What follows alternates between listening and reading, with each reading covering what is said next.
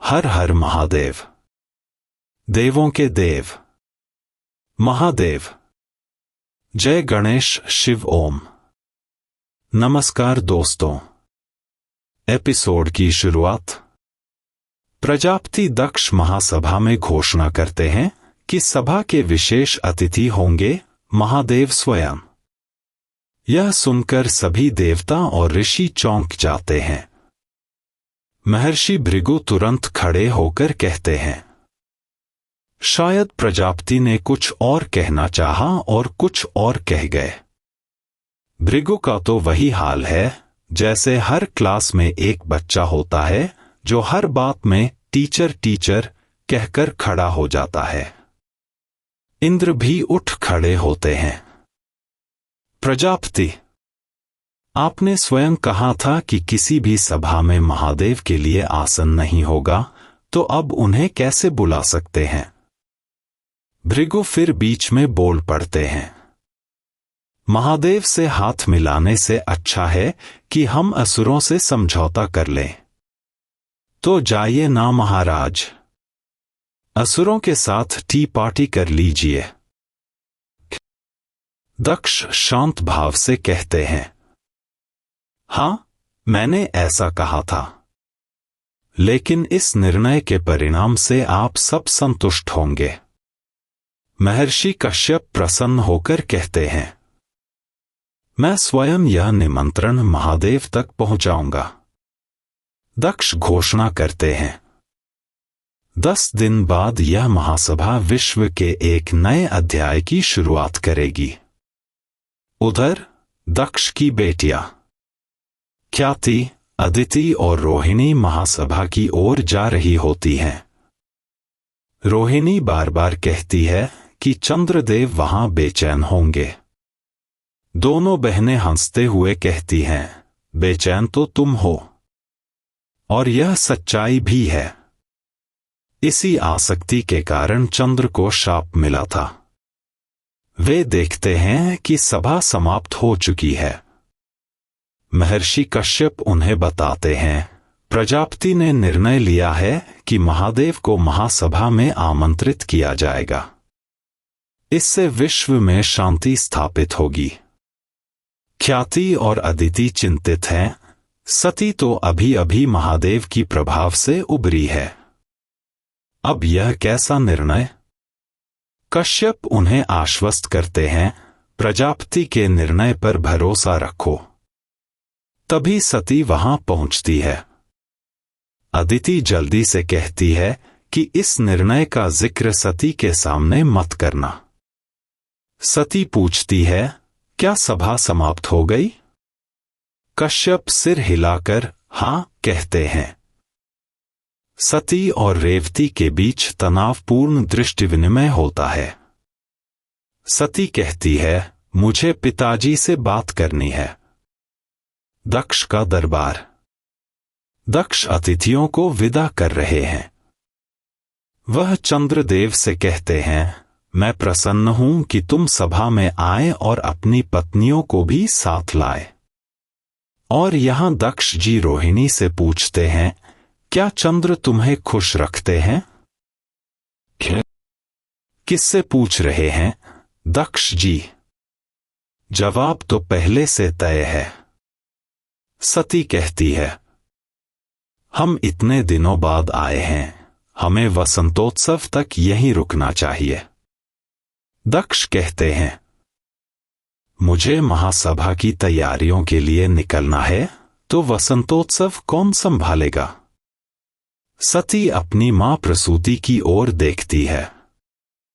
प्रसूति तुरंत समझ जाती हैं। वसंतोत्सव की सारी जिम्मेदारी चंद्रदेव संभालेंगे।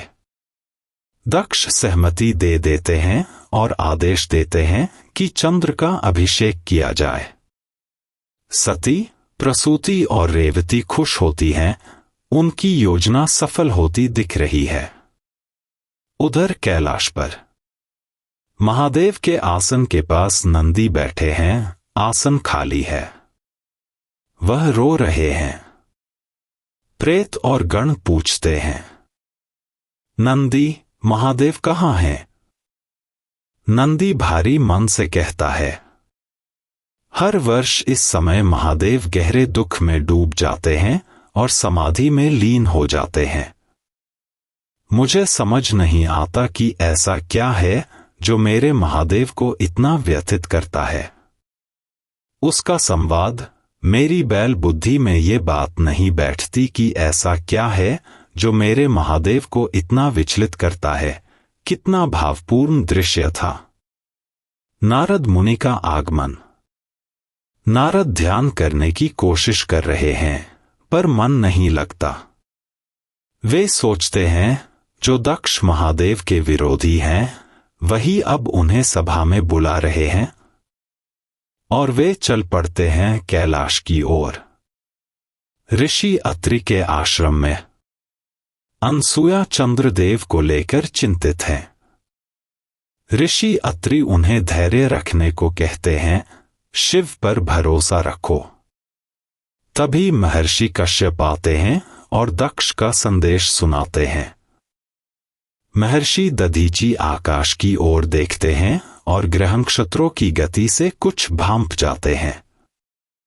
वह कहते हैं, मैं यह निमंत्रण स्वयं महादेव तक पहुंचाऊंगा और वे अवश्य इस महायज्ञ में आएंगे।